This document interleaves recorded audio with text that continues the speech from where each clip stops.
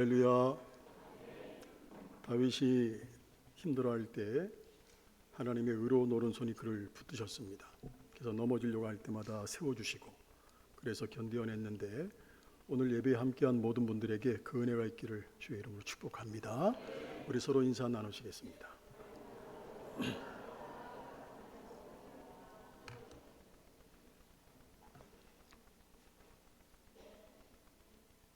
기도의 부흥, 말씀의 부흥, 섬김의 부흥, 선교의 부흥, 진천과 한국과 세계를 예수마을로 만들어가는 교회. 아멘. 우리가 너무 잘 알고 있는 맥도날드 햄버거 유명하죠. 맥도날드 햄버거의 성공 비결 중에 하나가 이런 정신이라고 합니다. 중단하지 말라. 세상의 끈기를 대신할 수 있는 것은 아무것도 없다. 달란트도 대신하지 못할 것이다. 세상에는 탁월한 재능을 가지고도 성공하지 못한 사람들이 질비하다. 세상은 고학력 낙오자들도 가득하다. 천재성이나 높은 수준의 교육보다 더 중요한 것이 끈기다. 라는 정신이라고 합니다. 이처럼 끝까지 견디는 사람들이 이깁니다.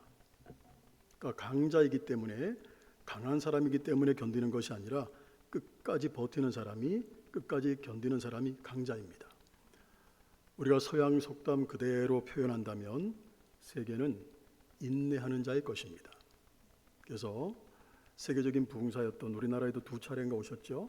빌리 그레암 목사님, 빌리 그레암 목사님의 사모님 루스 그레암, 그분의 묘비에 아주 짧은 글이 새겨져 있다 그래요. 근데 그 한 짧은 글귀가 우리에게 엄청난 큰 힘을 줍니다. 어떤 글이냐면 잘 견뎌줘서 감사합니다. 잘 견뎌주셔서 감사합니다. 어쩌면 하나님께서 우리 한번 옆에 분한테 인사해 볼까요? 집사님 잘 견디고 계십니다. 네.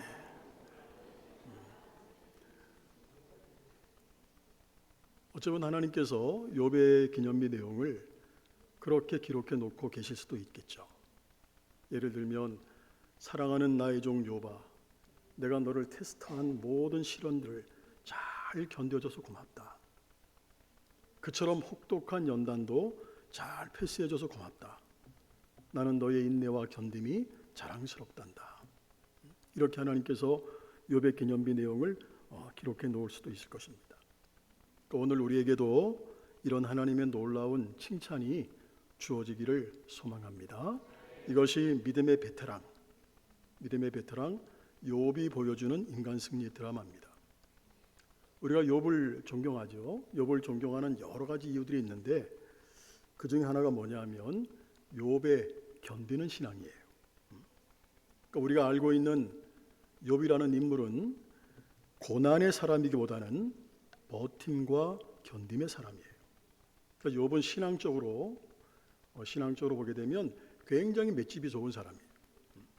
그래서 그는 인생의 어떤 소용돌이 속에서도 흔들리지 않고 꿋꿋하게 견뎠습니다. 그 어떤 혹독한 시련도 견뎌냈어요. 그래서 학자들은 욥을 이렇게 표현해요. 버티는 힘, 자기를 잘 지탱하는 힘을 가진 사람, 이렇게 학자들은 표현합니다. 또 욥은 결코 흔들리지 않는 확고부동한 신앙으로 살았음을 우리는 잘 알고 있어요. 그래서 한마디로 욥은 따라합니다. 견딤의 성자. 자, 뭐라고 부릅니까? 견딤의 성자라고 합니다. 오늘 우리도 여러 가지 답답한 상황에서도 견디고 여러분들이 이겨내는 만큼 하나님께서도 최상의 작품을 여러분의 삶 속에 만들어 주실 줄로 믿습니다. 미국 LA 새생명 비전교회 너무 유명한 목사님이죠. 강준민 목사님이 이렇게 정의를 했어요. 우리 정대경 권사님이 다 이렇게 기록을 해놓으셨더라고 화면에. 견딤의 길이가 쓰임의 길이를 결정한다. 우리 한번 해볼까요? 견딤의 길이가 쓰임의 길이를 결정한다. 저는 너무나 공감이 가는 말씀이에요. 여러분 레오나르도 다빈치 명작 있죠. 모나리자. 여러분 모나리자 그림 다 보셨죠? 그 모나리자의 모델은 엘리자베타라는 여인이에요. 근데 그 여인은 마치 4년 동안 똑같은 표정을 줬어요. 그래서 레오나르도 다빈치가 그림을 그린 거예요. 모나리자를. 4년 동안 표정의 변화 없이 똑같은 표정을 해줌으로 작품이 이루어질 수 있었다는 거죠. 그러니까 한 여인의 오래 참고 견뎌내는 인내가 정말로 위대한 작품을 만들어낸 거예요. 오늘 우리도 욥처럼 믿음의 베테랑이 되려면 어떤 마음가짐으로 견디면 좋을까? 우리가 잘 아시다시피 욥은 어느 날 갑자기 재산을 다 잃었어요. 자식들이 다 죽었습니다. 자신의 건강, 자신의 명예마저도 한꺼번에 다 잃었어요. 욥을 알고 있는 모든 사람들이 머리 숙여 존경하는 정말로 의로운 사람이고 깨끗한 사람이었음에도 불구하고 도저히 받아들일 수 없는 혹독한 시련이 욥에게 찾아왔습니다. 아무리 생각해도 하나님이 어떻게 이렇게 하실 수가 있을까? 납득이 가질 않았어요. 그때 욥의 친구들도 모든 희망을 단념했습니다. 욥과 가까이 지냈던 친구들, 지인들, 완전히 패가망신한 욥에게 더 이상 희망이 없어라고 판단을 했습니다. 오히려 정죄를 해버렸습니다. 욥의 부인마저도 남편 욥에게 더 이상 당신 미련 갖지 말고 하나님 버려. 하나님 버리고 신앙 버려. 이렇게 말을 합니다. 그리고 욥의 곁을 훌쩍 떠나가 버렸어요. 욥은 스스로 자포자기했습니다. 그런데도 중요한 것은 욥은 결코 포기하거나 체념하지 않았다는 거예요. 성도 여러분, 저는 하나님의 선하심이라는 단어를 여러 가지 단어들을 좋아하지만 하나님의 선하심 이 말을 되게 좋아합니다. 하나님의 선하심을 바라보는 자는 결코 자포자기하지 않습니다.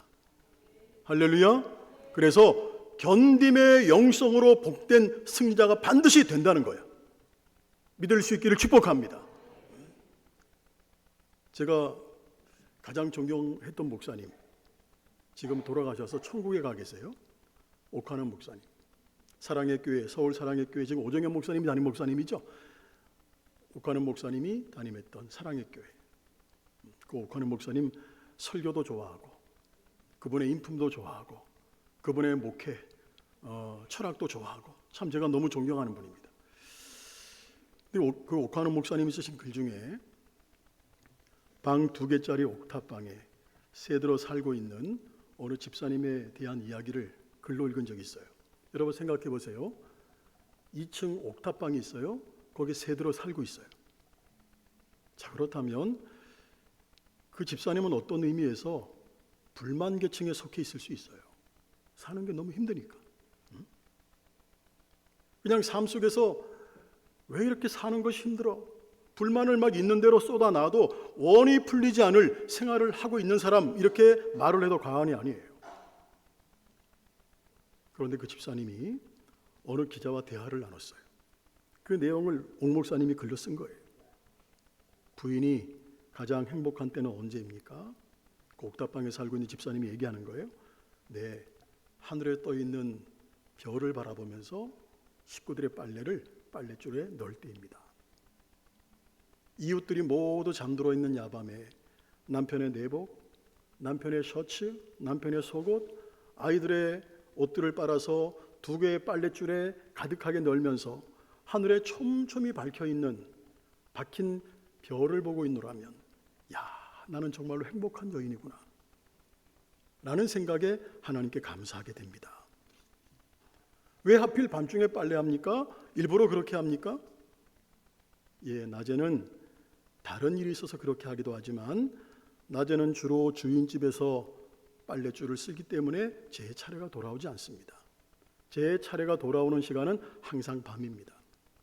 그렇지만 요즘 와서는 그 한밤중에 주인이 빨랫줄을 다 뺏어갈까 봐 겁이 납니다. 한밤중의 행복, 빨래를 널면서 하늘의 별을 보는 그 행복, 만약 이것을 주인이 뺏어간다면 나는 한동안 시르에 빠질지 몰라요 라는 글입니다. 여러분 이 집사님 보세요. 2층 옥탑방 새 들어 살고 있어. 얼마나 삶이 힘들겠어요. 고달프겠어요. 그 고달픈 생활이지만 그 속에서 기쁨을 찾아보려고 얼마나 노력하는지 우리가 느낄 수 있지 않습니까? 하찮은 일 가운데서도 큰 기쁨을 발견해내는 것이죠. 여러분, 아무리 여러분의 삶들이 힘들지라도 믿음의 눈으로 보면 그 속에서 기쁨을 발견할 수 있어요. 할렐루야. 이것이 우리 신앙인들의 아름다운 영성입니다. 영성. 하나님의 선하심과 은혜를 생각하면서 세상에서는 줄 수 없고 세상에서는 도저히 얻을 수 없는 기쁨을 누리고 있는 그 집사님. 오래된 이야기지만 저는 분명히 살아 역사하시는 하나님이 더 나은 삶으로 인도해 가셨을 것을 저는 분명히 믿습니다. 성도 여러분, 성경 속의 믿음의 사람들 아니면 여러분의 삶을 돌아보면서 쭉 돌아보면서 견딤으로 승리한 믿음의 사람들 여러분 주변에 있지 않습니까? 그분들을 멘토로 삼으시길 바랍니다. 그분들은 모든 것을 참았고 온갖 고난을 겪으면서도 멈추지 않았고 언제나 변함없이 하나님을 사랑했고 하나님을 경외했고 헌신했고 주님을 고백했고 주님을 인정했고 선포했습니다. 이처럼 끝까지 경주를 마친 사람들에게 하나님께서는 반드시 회복과 생명을 선물로 주실 줄로 믿습니다. 오늘 여러분들은 욥이 그동안 우리가 욥에 대해서 많은 말씀을 들었잖아요. 특별히 주일하고 수요일날은 우리 이기현 목사님이 욥기서를 강의하고 있잖아요. 그때 여러분들이 자세하게 내용을 들으시고 오늘은 제가 주제 설교를 하는 거니까 일부 예배 때도 말씀드렸지만 편안하게 말씀을 들었으면 좋겠습니다. 여러분들은 욥이 어떻게 참고 견뎠는지 다 알고 있어요. 또 주님께서 나중에 욥에게 어떻게 하셨는지 다 알고 있습니다. 제가 기억나시는 분 계시겠지만 제가 지난번에 말씀을 드렸던 충청연회에서 목회하는 후배가 있어요. 서산 지방에서 목회하는 후배인데 이 목사님이 몇 년 전에 과로 스트레스 때문에 뇌출혈로 쓰러졌어요. 그래서 오랜 시간 동안 언어도 어눌하고 오른쪽이 마비가 돼가지고 병원에 누워 있었습니다. 아마 웬만한 교회들 같으면 후임자를 어떻게 해야 될까 아마 회의를 하고 여러 가지 회의들을 했을 거예요. 그런데 그 교회 장로님들과 성도님들은 목사님이 회복하실 때까지 매일 새벽 기도하며 기다렸어요. 하나님께서 회복시켜 주실 때까지 포기하지 않고 기도하며 견뎠어요. 그랬더니 목사님 몸은 좀 불편하지만 언어가 다 회복이 됐어요. 그래서 강단에 서는 주님의 역사가 일어났어요. 할렐루야. 다시 일어난 목사님 교회를 힘차게 지금 부흥시키고 있습니다. 그리고 열방의 주님 나라 세워가는 일에 쓰임받고 있어요. 제가 그때도 말씀드렸어요. 이 얘기를 드리면서 장로님들과 성도님들이 너무 고마운 거예요. 참 고마워요. 그 교회는 목사님이 회복될 때까지 단념하지 않고 기도해서 기적을 일궈냈습니다. 오늘 우리도 포기하지 않는 만큼 놀라운 기적의 인생이 될 줄로 믿으시기를 축복합니다. 요즘 겪고 있는 여러 가지 인생의 악천후들이 있죠. 우리 장로님도 기도하셨듯이 또 인생의 여러 가지 소용돌이들 그러한 상황 속에서 여러분들 결코 포기하지 마십시오. 체념하지 마시기 바랍니다. 하나님 반드시 회복시켜 주실 것이고 최상의 복으로 안겨주실 거예요. 욥을 믿음의 베테랑 이렇게 소개하는 신약 성경은 뭐니 해도 야고보서입니다. 그래서 야고보서의 주제는 따라합니다. 종말론적 인내. 야고보서의 주제는 종말론적 인내예요. 우리가 언제까지 참고 견뎌야 되느냐 그걸 가르쳐 주시는데 한번 따라해 볼까요? 예수님이 오실 때까지. 언제까지 참고 견디라는 거예요? 예수님 오실 때까지. 오래 참고 견디라고 합니다. 여러분 성경에서 사용하는 오래 참음이라는 단어, 오래 참음이라는 단어들이 나오는데 오래 참음이라는 단어는 어떤 물건이 뜨거워지기까지 오래 걸린다는 뜻이에요. 이 말은 뭐냐면 무엇이든지 정점에 이르기까지 오랜 시간 기다려야 된다는 거예요. 그런 의미예요. 저는 목회를 하면서 제가 느낀 하나님께서 어떤 일들을 하실 때 속성반이 있고 숙성반이 있는 것 같아요. 하나님께 속성은 금방 이루어지는 것이고 숙성은 오래 견뎌야만 되는 거잖아요. 그런데 일반적으로 하나님은 속성보다 숙성을 더 좋아하시는 것 같아요. 오래 견디게 하는 거. 그래서 야고보 목사님은 두 부류의 사람을 예로 들고 있어요. 농부하고 예언자예요. 여러분, 농부들이 그 무더운 여름에도 농사를 포기하지 않는 이유가 뭡니까? 가을에 뭘 기대하기 때문에? 풍성한 추수를 기대하기 때문이에요. 구약의 예언자들이 그 당대에 사람들이 이해를 하든 못하든 하나님의 말씀을 선포했어. 그래서 막 핍박을 받기도 하고 죽임도 당하기도 하고 갇히기도 하고 매를 맞기도 하고 그러면서도 흔들리지 않고 하나님의 말씀을 선포한 이유가 뭡니까? 그 예언이 성취되는 날을 기다리기 때문이에요. 할렐루야. 이처럼 우리는 하나님의 회복의 은총과 보상을 기대하는 만큼 버티고 견딜 수 있는 거예요. 야고보서 5장 11절 우리 한번 읽어보겠습니다. 시작. 보라, 인내하는 자를 우리가 복되다 하나니 너희가 욥의 인내를 들었고 주께서 주신 결말을 보았거니와 주는 가장 자비하시고 긍휼히 여기시는 이시니라. 여러분 보세요. 참고 견딘 사람은 복되다고 우리에게 말씀하고 있죠. 조금 전에 말씀드렸듯이 여러분들은 욥이 어떻게 참고 견디었는지 또 주님께서 나중에 욥에게 어떻게 하셨는지 다 알고 있어요. 그래서 우리는 이 시간 음성을 들어야 돼요. 그래서 우리도 욥처럼 기대하는 신앙으로 따라합니다. 견디며 살아야 된다. 할렐루야. 주님께서 이 시간 말씀하세요. 욥처럼 너희들도 기대하는 신앙으로 견디며 살아야 돼 라고 격려하고 있다는 거예요. 히브리서 11장 1절 잘 아시죠? 보겠습니다. 시작. 믿음은 바라는 것들의 실상이요 보이지 않는 것들의 증거니. 자, 믿음은 미래를 내다보며 기대하는 거예요. 그래서 현실의 어려움들을 꿋꿋하게 버티고 견뎌나가는 겁니다. 이게 바로 희망신앙이에요. 그래서 어떤 분이 희망을 이렇게 풀이했습니다. 희망이 뭐냐? 여러분 희망이 뭡니까? 희망이 뭐냐? 이렇게 풀이했는데 희망은 기대하며 꿋꿋하게 기도하는 것이다. 이게 희망이라는 거예요. 우리 한번 따라해 봅니다. 기대하며 꿋꿋하게 기도하는 것이다. 이게 희망이라는 거예요. 우리 주변에 있는 신앙이 훌륭한 분들일수록 영혼의 어두운 밤들을 통과한 분들이 굉장히 많아요. 구약 이사야 30장 18절 우리 보겠습니다. 인생의 어두운 밤을 잘 견디는 사람들을 위해서 이렇게 축복을 하고 있어요. 같이 읽어보겠습니다. 그러나 여호와께서 기다리시나니 이는 너희에게 은혜를 베풀려 하심이요 일어나시리니 이는 너희를 긍휼히 여기려 하심이라. 대저 여호와는 정의의 하나님이심이라. 그를 기다리는 자마다 복이 있도다. 아멘. 그리고 이어서 이사야는 미래의 회복과 승리를 내다보는 사람들에게 이런 유료의 말씀을 또 주고 있어요. 49장 23절 마지막 부분만 보겠습니다. 왕들은 내 양부가 되며. 잠깐만요. 제일 마지막 나를 바라는 자는 찾으셨습니까?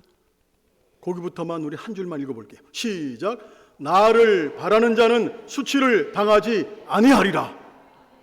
이 말 믿으십니까? 할렐루야. 나를 바라는 자는 수치를 당하지 아니하리라. 성도 여러분, 하나님은 결코 우리를 실망시키지 않으세요.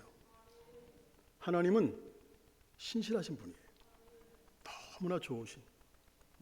우리 권사님 찬양 시작하기 전에 막 하나님에 대해서 여러 가지 말씀하셨잖아요. 하나님은 너무나 신실하신 분이야. 신실하신 하나님만 믿고 기대하며 견딘 욥에게 갑절의 복을 주신 하나님, 오늘 우리에게도 동일하게 역사하실 것이고 동일한 복을 주실 거예요. 믿으시기를 소망합니다. 요즘 간절하게 기도하는데 아무런 응답이 없으십니까? 그냥 나 혼자 세상에 뚝 떨어진 것 같은 느낌이 있습니까?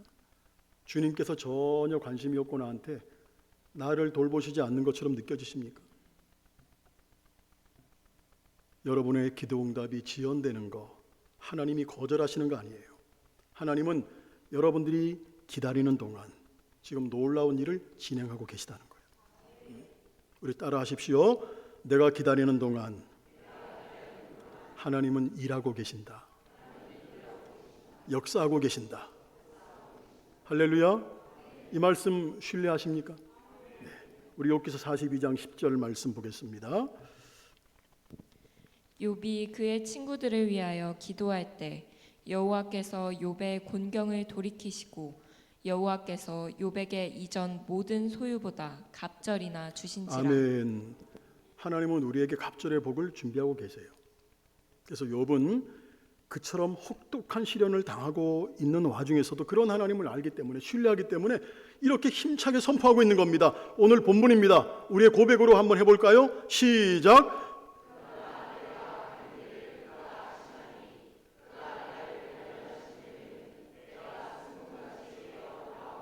아멘. 이처럼 하나님은 우리에게 더 나은 미래를 준비하고 계세요. 더 구체적으로 얘기하면 내가 복받을 그릇이 되도록 나를 준비해주고 계신 거예요. 고난은 근본적으로 나를 준비시켜주는 변장된 축복이라고 저는 생각해요.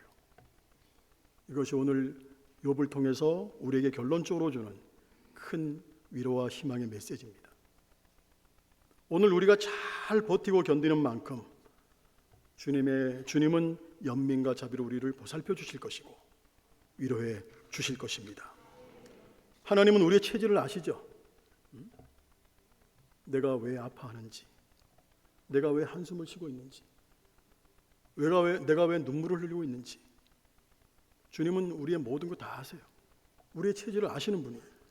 내가 흘리는 눈물의 이유를 아시고, 내가 왜 한숨을 쉬고 있는지 한숨의 이유를 아시고, 주님은 나를 너무나 잘 아시, 나보다 나를 더 잘 아시는 분이 주님이에요.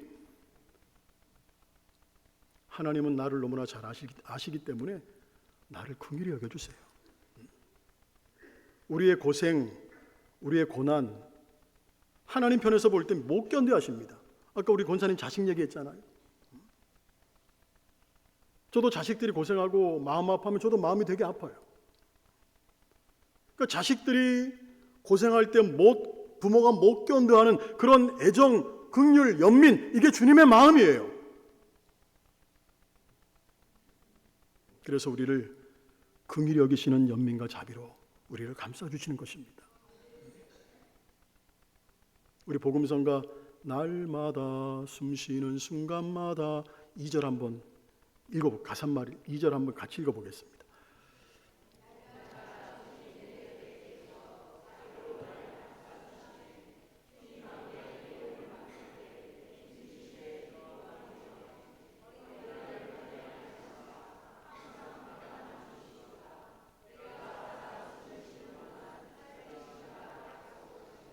저는 끝부분이 너무 좋아요. 내가 살아 숨을 쉬는 동안 살펴주신다고 하나님이 약속하셨다는 거예요. 저는 이 부분이 너무 좋아요. 우리가 믿음이 좋아서 베테랑이 되는 거 아니라 하나님께서 긍휼로 도와주시는 덕분입니다. 또한 주님은 오늘도 잘 견디는 사람의 미래를 이렇게 약속을 해주시고 있어요. 디모데후서 2장 우리 읽고 마칠게요. 디모데후서 2장 12절 잘 견디는 사람에게 주는 약속이에요. 참으면 또한 함께 왕노릇 할 것이요. 아멘. 우리가 주님과 함께 참고 견디면 주님과 함께 뭐 할 것이라는 거예요? 왕노릇 할 것이라는 거예요. 여러분, 우리가 믿음의 베테랑이 되는 만큼 희망이 넘치는 일출 인생이 될 줄로 믿습니다. 신방을 해보면 우리 성도님들 중에도 욥과 같은 그런 일들을 겪고 있고 그렇게 믿음을 지켜가는 분들이 계세요. 그래서 제가 신방을 가면 감동을 받고 오고 제가 오히려 은혜 받고 오는 그런 가정도 있어요. 오늘 욥처럼 인생의 어두운 밤을 통과하고 있다면 주님 지금 말씀하세요. 잘 견디고 있다고. 잘 견디고 있다고 격려하시고 지금 칭찬해 주시고 계십니다. 주님의 그 음성 들으시고 우리 모두가 다 승리할 수 있기를 주님의 이름으로 축원합니다. 네, 기도하겠습니다.